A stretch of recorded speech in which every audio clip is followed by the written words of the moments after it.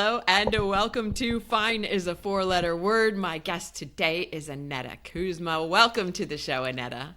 Lori, it's so good to see you again. I'm so happy to be here. Yes, we've had several conversations in the past few months, and I just feel so grateful to have met you and to have these chances to chat.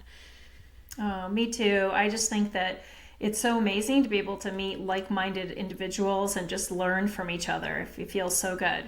Yeah, that's one of the greatest things about hosting a podcast is getting to meet the coolest people. And I feel like almost every single person I've wanted to be like, I wish you lived closer so we could hang out together more. I know. Isn't that funny? But sometimes just during the course of a conversation, a podcast, because the nature of the questions that come through, sometimes you learn more about the person you're interviewing who may have been a stranger before than you do those that are close to you. Absolutely. This studio is a very sacred space. Yeah. I love it.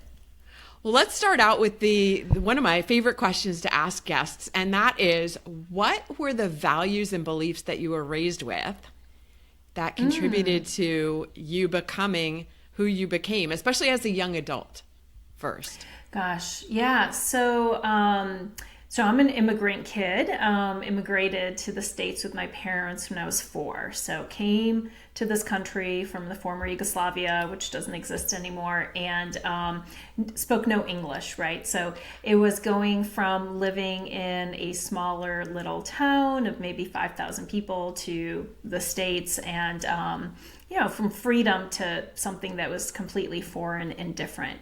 But the values that we had were really strong on family and community. And so maintaining sort of connection to roots and connection to culture and language and traditions that I think were really important. A lot of loyalty and also just generosity and service. I remember my parents, my grandparents, even though they came here and didn't have a lot when they first started out, always so generous and always so giving with anybody that maybe needed some extra assistance, either money or service of giving back of their time, their resources, whatever they could. And I think that just really instilled in me this notion of how important it is to help each other out and just the importance of community and friends and family. Yeah. Did you ever have to be the translator for your parents and grandparents? Yes. I remember going to the bank with my grandmother, and then also, because nobody spoke English. My dad spoke some English, but so for a while, especially with my grandparents, like having to translate, and my mom. And then over time, of course, that wasn't quite an issue, but I didn't learn proper English probably until halfway through kindergarten. And so it was just such a strange experience. But I think it allowed me to be very observant and to sort of pay attention to signals and body language and things that you can interpret not from language and words themselves, but through other means. And then, of course, I was very grateful when I finally was able to sort of fit in with the class. Yeah. Well, you say that like you were behind. Like I didn't learn, but I look around and I'm like, half the people graduating from high school don't know proper English anymore. And they grew up here. They were born here. So yeah. You were probably far more ahead than you thought you were. Yeah. Oh, at the time, when you're little, all you want to do is to fit in and not stand out exactly. So, yeah. Yes, I understand that 100%. My grandfather immigrated here from Russia and never spoke Russian again, I don't think, after he set foot. Yeah, because he didn't Interesting. Yeah, there's like two schools of thoughts. I see people who, I've heard that story before, where people are like, now we are Americans and we're going to leave all that behind and just make sure that everyone assimilates as quickly as possible. And then also the folks that like me, I always felt like I had one foot straddled in both worlds. And I'm grateful for that, because I love being able to go back and visit family and to travel and still be able to speak with family and with cousins and even to pass that on to my children. It just opens up a world of opportunities, I think, when you can speak other languages and just you really connect to other cultures. Oh yeah, 100%. Like I wish we had the what, like in school, that they started teaching a second or third language. Like, yes. Like when you were learning English at 5. Yeah. Like they do in Europe and some of the other yes. Countries, because it just allows you to be able to communicate with so many more people. Yeah, that's so true. And also I think it builds compassion. Yeah. And when others are maybe not speaking perfect English, you know what that feels like. And so you help people out. And also for me, even if I visit other countries and I only am able to use some pleasantries, or I know a very foundational part of the language, which I always try to learn, you can tell that people appreciate it. It's almost like, I'm a guest in their country, acknowledging them in their language, and it just feels different. It feels really good to be able to do that. Yeah. So how did that background affect you as you were choosing like what to do when as you became an adult and you were able to make your own decisions? Yeah. So my parents instilled in me, and my grandparents too, just this love of education. And so I was the first to go to college, and everyone was really proud of that and excited. And my sister and I actually, she was born here in the States. And so that was never even a consideration. Like we always knew we were going to go to college. We were going to study really hard. But it was difficult to know what I wanted to study. Like I was always a learner, maybe because I had to work a little extra hard at the beginning. Like I loved reading, I loved writing, I loved sort of just discussing, things. So I went to undergrad and I had no idea what I wanted to do from a career. So I decided that I was just going to take all the classes that I loved. I was like an old school liberal arts major. And so I studied English literature and French and women's studies were my minors, and took all kinds of like social anthropology and art history and linguistics and philosophy. And I loved my education. And but it was really hard to figure out what to do afterwards. And so I sort of landed into my first job. I worked at Berlitz Language Center.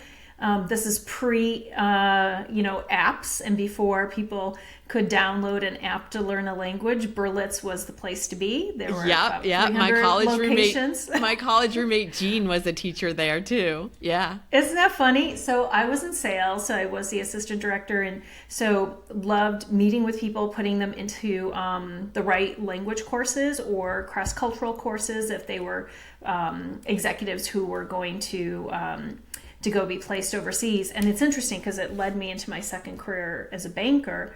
My husband's from New York, so we lived in New York. I worked on Broadway and Wall Street, actually just about a block from the Twin Towers at the time.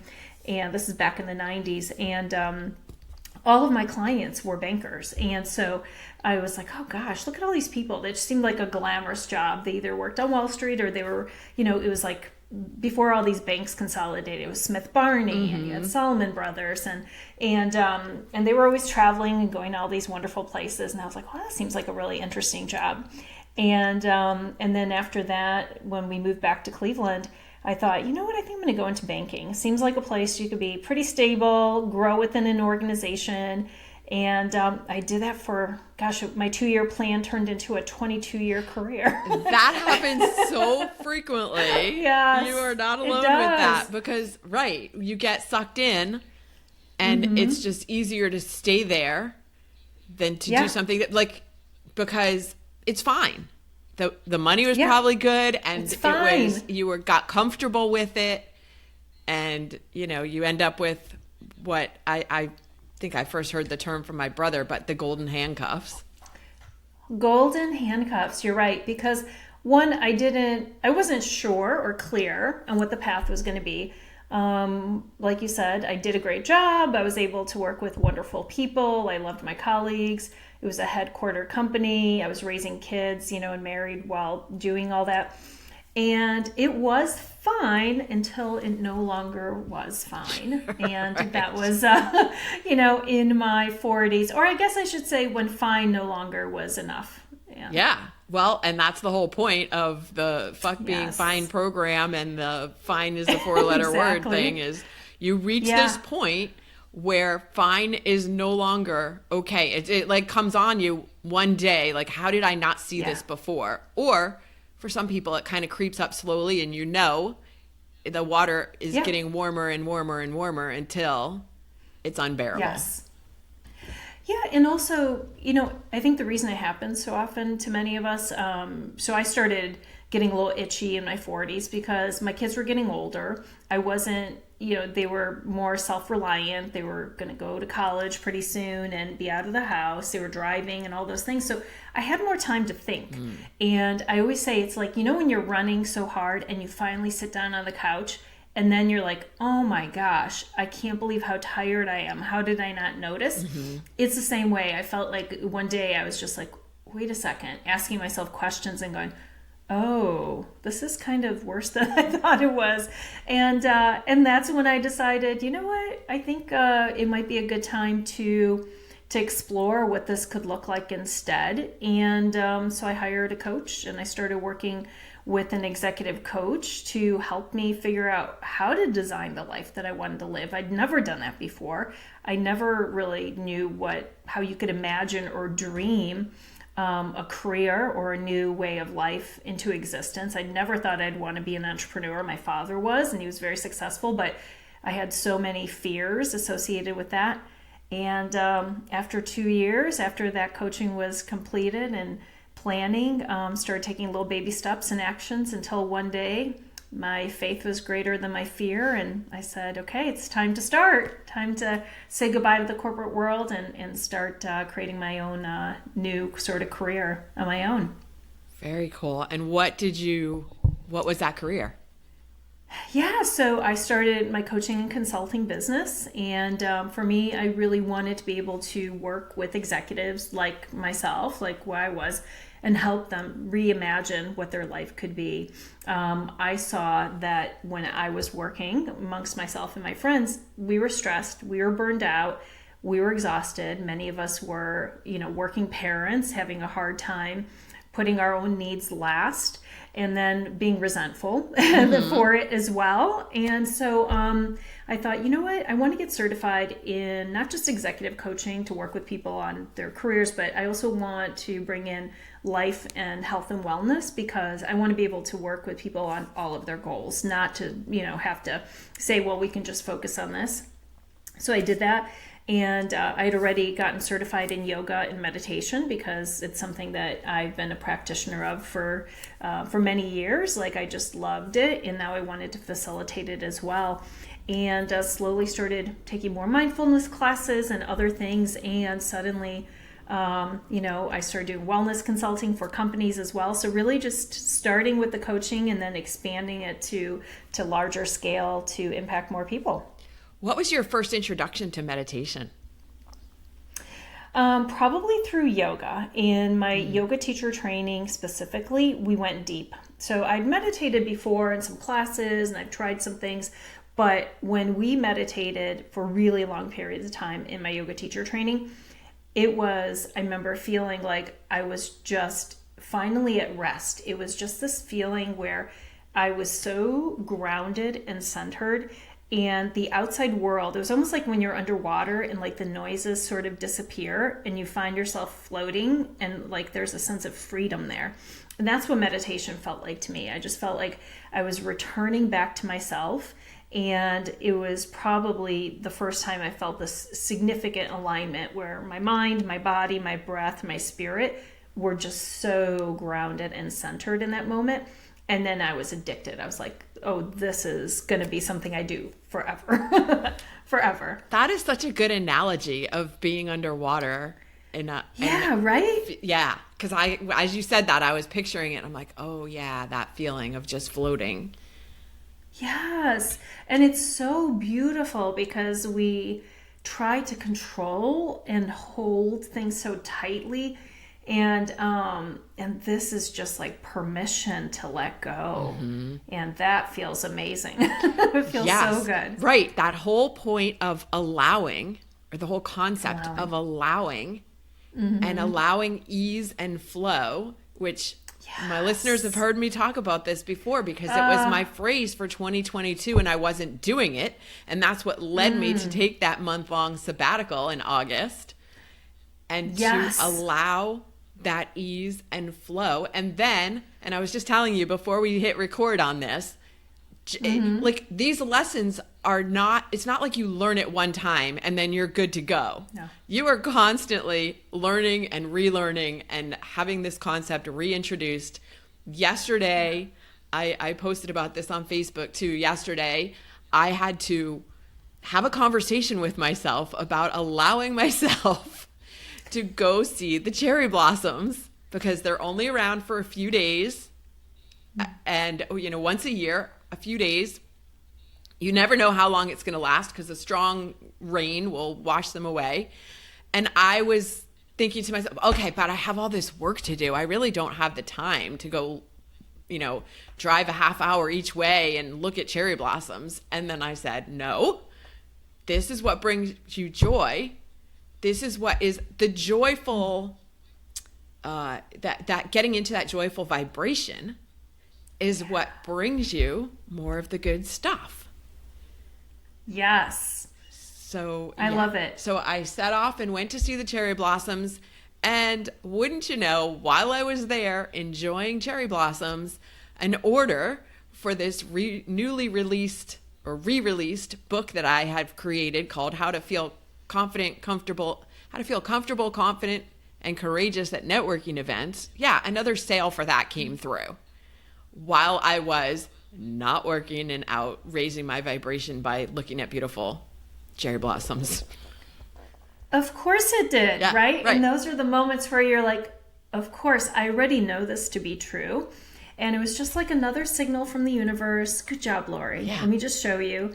You don't need to do anything. You can allow these things in, and you're so much, your vessel, you're just open more when you're in those joyful moments, like you said, when you're doing the things that place you in the place of the highest vibration. Yeah. I love it. That's beautiful. So speaking of sabbaticals, I just mentioned mine. Tell me about yours, because yours was a little different. The way you went about doing sabbatical. And I love what you did. And I think that anyone listening will also be able to relate, because I'm getting a lot of people saying, well, but I can't afford to take a month off or a year off the way Shelley Paxton did in one of the previous episodes. So tell me more about what you did for your sabbatical. Yeah, so I left my previous organization January 7th of 2019. I started my business January 9th. Oh, happy birthday. And then 2 days later, of course, started my business, because I was like, I can't not work. That was my mentality. We worked so hard. And my oldest daughter at the time, she was studying abroad in Florence, Italy. And she reached out. It was March. So now this is like 2 months of me trying to start the business, launch a website, do all the things you do foundationally when you first start. And she said, Mom, I'm really homesick. I really want to see you. Can you come visit me in Europe? And I was thinking, I said, gosh, we're coming in May at the end of her term. And she's like, no, I really would like for you to come, and now. And I paused and I thought about it, and I was like, well, I could go. It's not like I'm doing anything. It's not like I have a whole group of clients that would be missing me, but it just felt weird to just go, oh yeah, of course I'm going to just go take off and, in the middle of starting my business. And I did. I was like, let's do London. It's the easiest place to fly to. And she was able to meet me there. And we just had this once in a lifetime, mother-daughter trip where we just did all of the fun things, didn't have to worry about work, didn't think about anything in the moment except being fully present with her. And when I came back, I said, you know what? I'm going to keep doing this. Like, I'm going to find more opportunities to do it.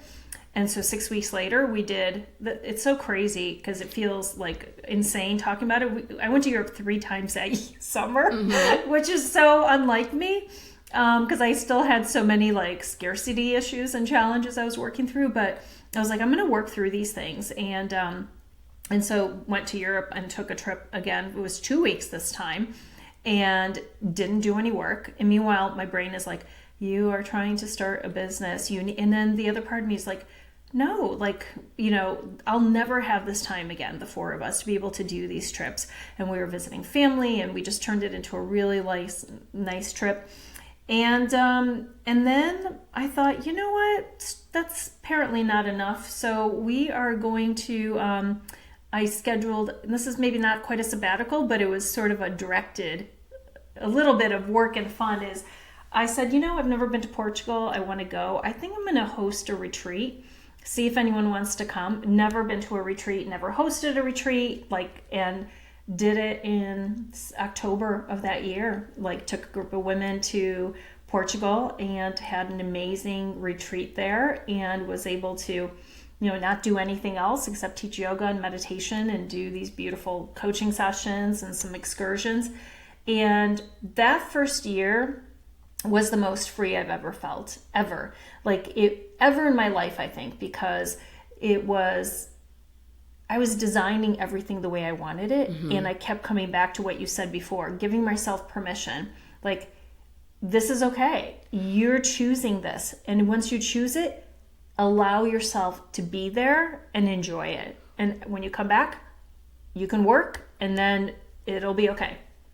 Why do you think we have such a hard time giving ourselves permission to have freedom? I don't know. I think we've just always had expectations. There have always been so many expectations that maybe from family, from teachers, from leaders we worked for. I think there have always been high standards and expectations. And then on top of it, as women, if I could generalize, I would say I think women also they juggle a lot and they take on a lot of roles. And so we just keep adding on to that. And one of the scariest things when I left the corporate world was there was a calendar that was completely empty. There was nothing on my calendar, nothing at all. No one telling me where I needed to go. And that could be very freeing, but it's also very unknown. So it's uncomfortable too. Yeah. And so then we still have this residual, expectations. We just should ourselves to death. I should be working 12 hours still. I should be, it's gluttonous for me to stop working in the middle of the day or go take a 2-hour lunch or whatever it is, silliness. That's a great word, gluttonous, which it is not, but it is what it feels like. And Dawn Malarney was talking about this too in her podcast episode about finding a path to work-life integration, because she is in the midst of it right now on a somewhat of a sabbatical. And we had this conversation about how difficult it is to face a calendar that isn't packed full of do this now, then do this, then do this, then move to this. Someone else putting that calendar schedule on you, or then we come out of corporate or, start our own thing and do it to ourselves. Yes. Because it's so uncomfortable to have freedom, I guess. I mean, we start our own businesses for freedom, and then we don't allow ourselves to have it. It's so as we're talking, this is all coming to my head. Wait a second, this is totally twisted. It is, and I think part of it at the beginning is we're detoxing from the expectations and the learned behavior. So I definitely felt like I was trying to shift behavior, change mindset, intentionally. And then, I don't know if this happened with you, and then you get into the groove, you start working with clients, you feel like you're adding value, you try new things, it gets so exciting, it feels so good. Then you start filling your day and your time with new things because you enjoy it. And then you have to also be very disciplined about saying, okay, no, but I need to take breaks. I need to shift some things around. There has to be a better way.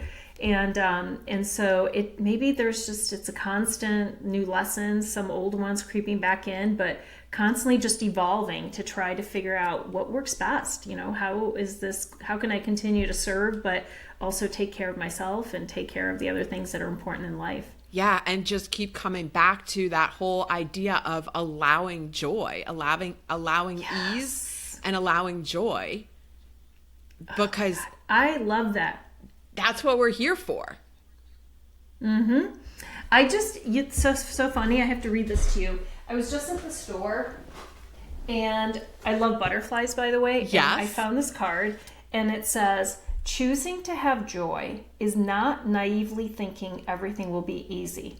It is courageously believing that there is still hope even when things get hard. Oh my gosh. Isn't that cool? Yes. I loved it.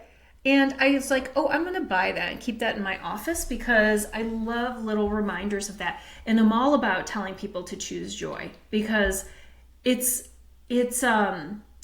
one of those words that some people get it. And then other people are like, I don't even know what that means. Or I don't remember a time when I was joyful. Do you experience that with clients as well? Yeah, absolutely. I appreciate that you just said choosing joy because it is a choice.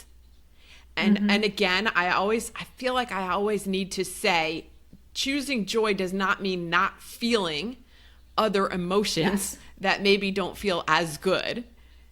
Those are perfectly normal and feel them and then choose joy when possible. Yeah. That whole idea of choosing that and believing that you deserve it. Yes. Yeah. And that it's possible. It's possible, and it's not, joy isn't dependent on, people, if you say you're happy, there's usually, I'm happy because it's usually happiness associated with some reason. Yeah. But joy is a choice, like you said. It's a state of being. It's almost like hope or gratitude. You can be in terrible, dire circumstances and still have hope and be grateful. And I think joy is very similar that way. It doesn't mean that it's not like this card says it's naive. It's not naive. It's just a choice. Yeah. Instead to say, I still choose to be joyful. Right. Whether things are good or not. Because joy, and you mentioned gratitude, joy, gratitude, and love, let's bunch them together because essentially they are the same vibration, energetic vibration. And that is the highest energetic vibration that you can get to.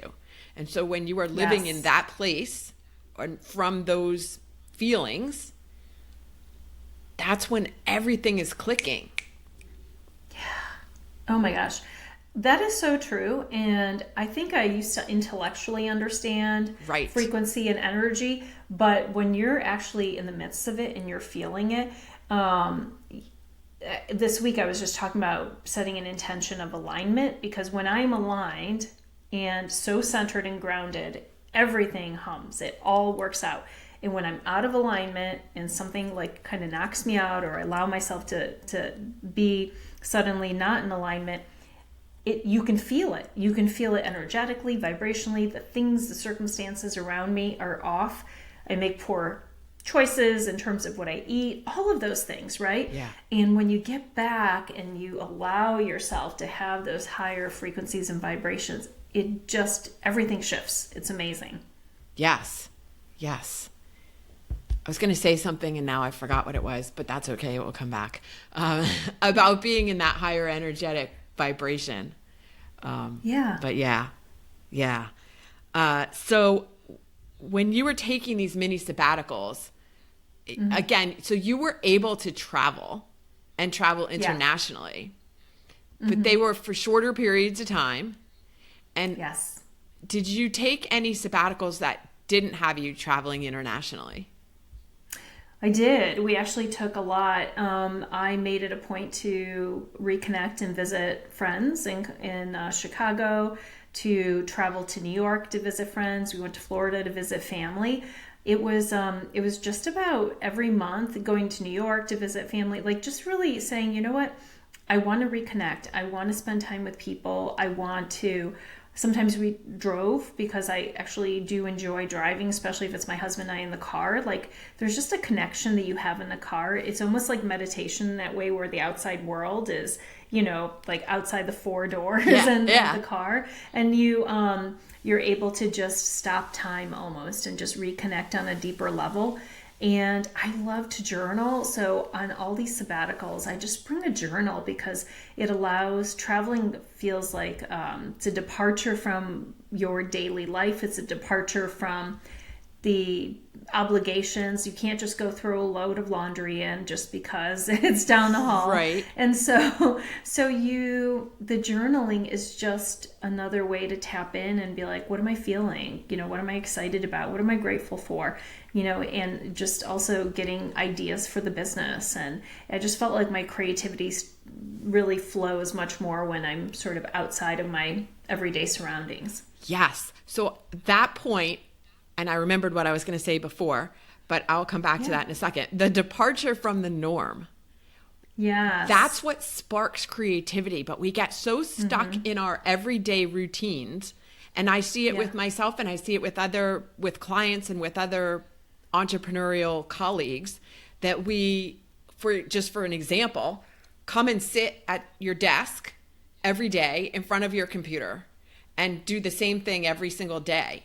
But going out to a coffee shop or somewhere, you know, a park or somewhere to work in a different environment, we become so much more productive. Oh, it's so true. We have a beautiful art museum here in Cleveland. And I remember even being in high school, if I had to write papers or had to work on a project, I would go to the atrium at the art museum and just sit there and just feel, I mean, you're just surrounded by so much beauty, and it's such a great, energetic place. Yeah. And that always just allowed me to focus. It's just amazing when you're able to drop in, and it just is, again, like you just feel like everything else just disappears, and you're able to just be with yourself, and the creativity there always sparks.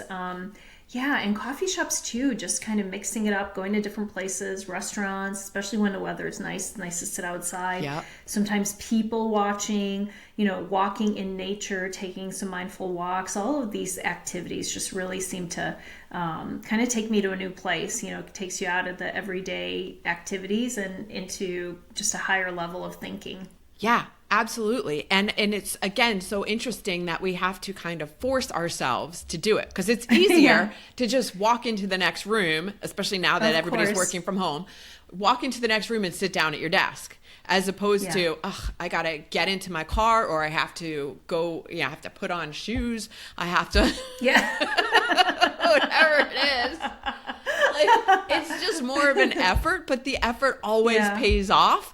But it's just like that moving past that one giant mountain of doing that stupid little thing.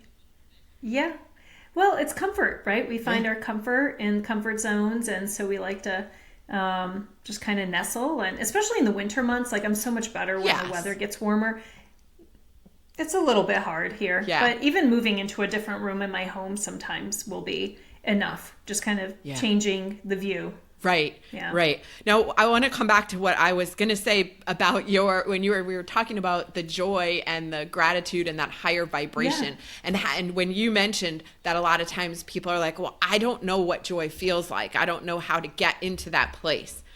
And one of the things that I started doing several years ago, and I don't even know what prompted me to do it, but was to stop in the middle of when something is happening, and not really stop, but just kind of stop the moment in my head. So, for example, laughing hysterically. I have this vision in my head of, I think we were in Minneapolis, high school, my two high school girlfriends and I do girls' weekend every year. And I'm pretty sure we were in Minneapolis laughing like hyenas. I don't even remember what we were laughing at. But in that moment, I went, this is amazing. Like, I'd like to remember this forever, this feeling and this moment. And so I'm challenging you as a listener to find these moments and capture them in your memory.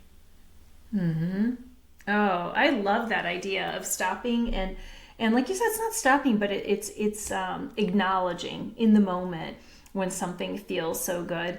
I also tell my clients, create a joy list. Like I just want you to think of all the things that bring you joy. What song, when you hear it, being played, gets you so excited?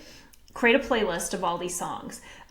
Is there a favorite candle fragrance that you love? I love walking into Anthropologie and smelling that scent, and I'm like, okay, I'm gonna buy those candles because I want my house to smell like that. Or a favorite blanket, or a good mug that you really like to drink from, or a favorite outfit that when you put it on, like, it doesn't have to be extravagant. It doesn't have to be a big trip. It doesn't have to be something that is so out of the ordinary. Sometimes the most joyful things are just filling your day with tiny little joyful mementos or moments. And at the end, you're like, gosh, that was a really good day. Yeah. It just felt so good all day long. But, find what those things are. And I tell people all the time, create that for yourself. Pepper them in throughout the day. Right. Take the initiative to create them for yourself instead of waiting for them to somehow show up, and which is usually not going to happen. It's like asking for what you need instead of waiting for people to read your mind. This is giving it to yourself instead of waiting for it to show up, which it probably won't if you don't take action. This is what we talk about all the time, taking inspired action. Absolutely. Go ahead. I was just going to say, the other thing I did was, I did say, I'm going to commit to myself to do the things that are important for, myself outside of my morning routines and all the things that I typically do. But I am going to schedule massages, and I am going to get some facials and schedule some lunches with my mom or do different things like that. It's important to also put things on the calendar in advance, not just for today, but to really say, what are the things that are so important and how can I schedule them, get them all scheduled, and not wait for inspiration, not wait for the day to open up or any of those things. Is just put yourself first. And when you do, chances are you're going to show up if it's already on the calendar and planned for. Yeah, you got to put the big rocks in the jar first. Yes. Yeah. Yes. Yeah. I have one more. Well, I have a couple more questions, but but I have the one question, and then we'll come back to that song question, the hype song question. Oh gosh. But what is your definition of the difference between a sabbatical and a vacation? Oh, good question. Great question.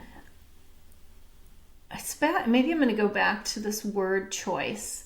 So I think a sabbatical is intentionally choosing to step away from work and life in order to spend time with myself. And then I think a vacation is typically I'm going with someone else. So I'm going with family or I'm going with friends, and the planning is more around activities and things that we're going to do. And with the sabbatical, I don't usually have many plans. It's more like just allowing things to unfold without the need to plan. So maybe small distinction. I've never thought of that before. It's a great question.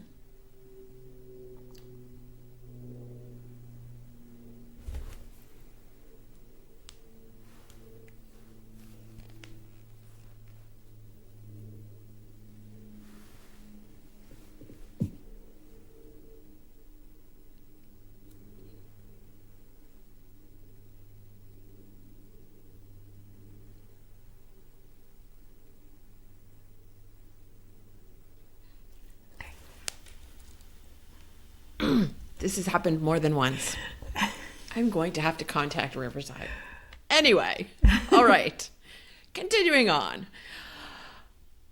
Coming back to the question about putting together, or the suggestion of putting together a playlist that increases your joy. Yeah. What is the first song that you would put on your playlist? What's your go-to hype song? So It's so funny, and I think this one, it's not my favorite song, but I remember first time I heard it, I played it over and over again, and it was by One Republic, I Lived, because at the time I was desperately wishing to start my business and to be in a place where could sing those lyrics like so freely and intentionally, which it's a great song. So I think that one is definitely going to be on there because it just makes me really happy. Anything from Coldplay or U2, I'm kind of, old school girl with some of those songs that make me feel really good. Take me back to my youth. There's something about reconnecting to that spirit when life was just a little bit more carefree. So probably some of those songs on there. Okay, awesome. And lastly, if someone wants to continue a conversation with you, how do they find you? Oh, yes, I would love it. And I'm so grateful. So easiest way is to come to my website, anetakuzma.com. And you'll find my podcast link there if you want to listen to the podcast, Live the Width of Your Life. You can also check out my book that I wrote under the same name. And you'll find all my social handles. I'm pretty active on LinkedIn and on Instagram and Facebook. And I have so many free resources as well, breath work, meditation, yoga, and free coaching consultation. So I would love to connect with your community if they're interested in continuing our conversation. Fantastic. I will put a link to that in the show notes, a link to your website, and a link to the One Republic song as well. Oh, good. Okay. Yeah. Excellent. Thank you so much for joining me today on Fine is a Four-Letter Word, Aneta. Thank you, Lori. It was such a pleasure, and I look forward to more conversations with you. Have an amazing day. Absolutely.